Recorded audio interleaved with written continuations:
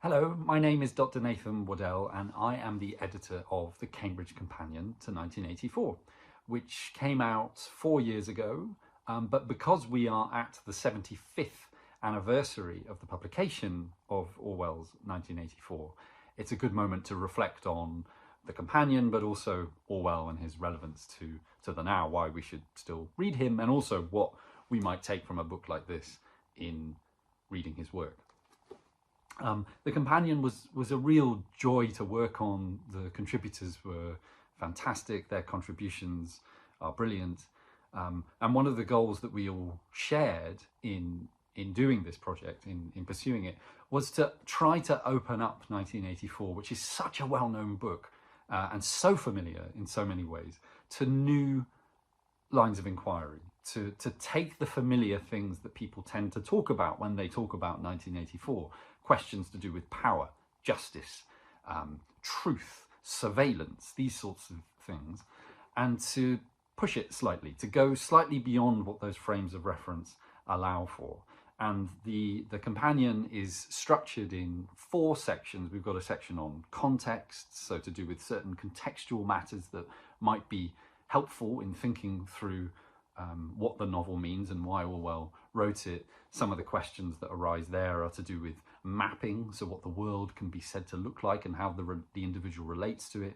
Questions to do with the politics of memory, and also what it means to be human and to learn and to be educated. 1984 is, among other things, a very sort of warped satire on a faulty education system.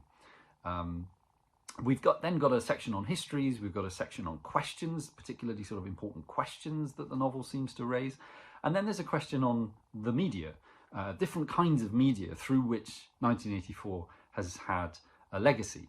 So there, for example, there are chapters on music, there are chapters on stage and screen and opera, there are chapters on video games, and there's also a chapter on comic books, graphic novels, and sort of comic book adaptations of Orwell, which is, I imagine, something that he would never really have foreseen and may have had some mixed opinions about, but all the same attests to a creative vitality in the ongoing inheritance and sort of recuperation and reception of the book that is very important.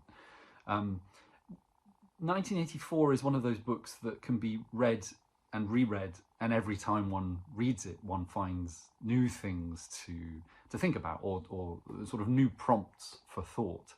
And as I've already indicated, it has this kind of perennial, or seemingly perennial, applicability.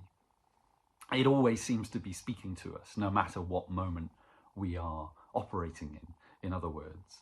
And some of the chapters in the book really speak to some contemporary concerns. So there's some familiar things to do with the history of satire, the history of dystopia, the role of dictators.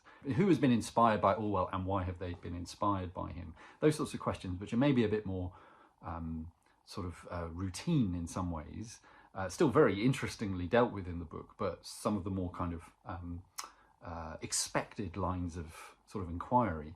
And then we've got, matching that on the other hand, we've got some chapters trying to open up Orwell to quite different emphases. So there's a chapter on refugees, for example. There's a chapter on hope. There's a chapter on the question of evil. Every time I look at the chapters that came in, I'm reminded of how eye-opening they are, and it's sort of still prompting me in using it as a teaching aid of just how inventive Orwell was, but also how his work tends to make his readers similarly inventive and creative in their accounts of his fiction, his politics, and his ideas about the modern world. So I hope you enjoy reading it, engaging with it, and thank you for listening.